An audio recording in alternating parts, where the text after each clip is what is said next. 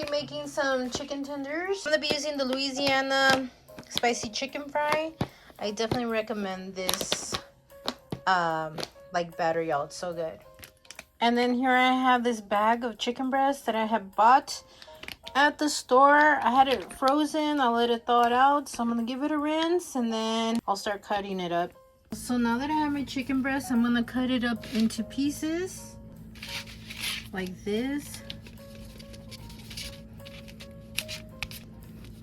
I recommend that if you froze your chicken, you definitely want to let it thaw out. All right, and then I'm just gonna put that right here. And just cut them in tender pieces. Any excess, like the fattiness or stuff that just might not appeal to you, like this fat right here, cut it off, put it to the side.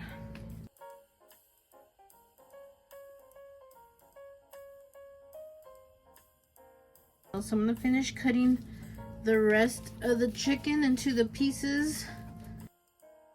And then these are the pieces, so I'm gonna season it. All right, I'm gonna season it starting off with my fave. If you know, you know. Some sazon. Some of this steak rub, black pepper, black salt. Some Cajun seasoning, because we want them a little spicy.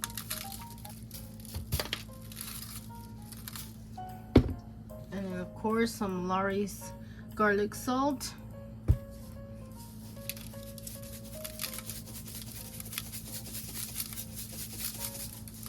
All right, and then you just kind of want to, you know, make sure everything is coated.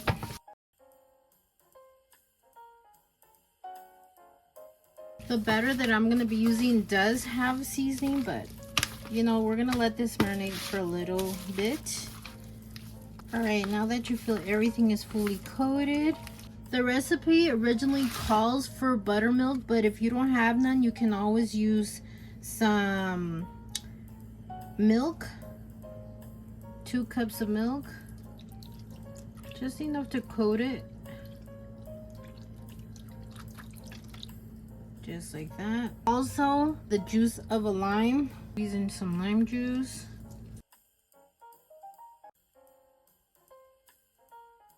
You need the acidity. I'm only doing this because I don't have any buttermilk. And then I'm just gonna mix everything in there. And if you have time, I recommend leaving it out for an hour. If not, I would say 30 minutes. At least 30 minutes, but if you can, up to an hour. So I'll see you in half an hour. I'm gonna be using one of these small pots. It's gonna hold a good amount of the oil. So I'm just gonna add some oil in there and let it heat up. I have like half a bottle here of vegetable oil. If I need more, I'll add more because I'm gonna be doing it in batches. And I'm gonna let that heat up for about 5 minutes. Alexa, set timer 5 minutes. I'm gonna add in a toothpick. If it bubbles, that means the oil is ready. It is bubbling, y'all. So it is ready. I'm gonna add in 3. And this helps the oil from burning. Here is my batter. There is a chicken. This is my setup, and then here is my batter. So now I'm gonna get my tender. I'm gonna dip it in there, make sure it's fully coated.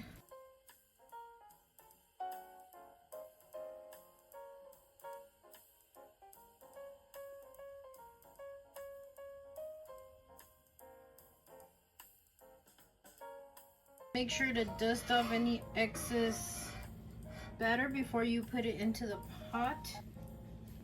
I'm gonna just gently lay it in there.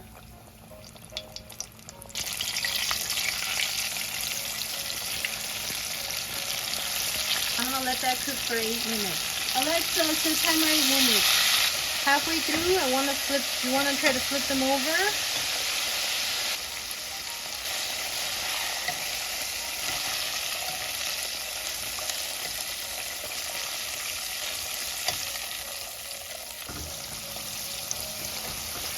This is how they're looking, y'all. I already gave it a taste test, and let me tell y'all, they're so freaking delicious. You want to be careful when you're taking them out.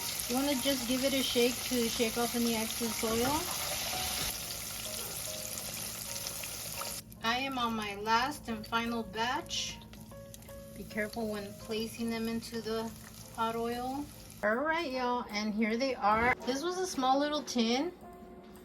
I'm not sure how many I made, but I'm gonna say I made a good 20 of them.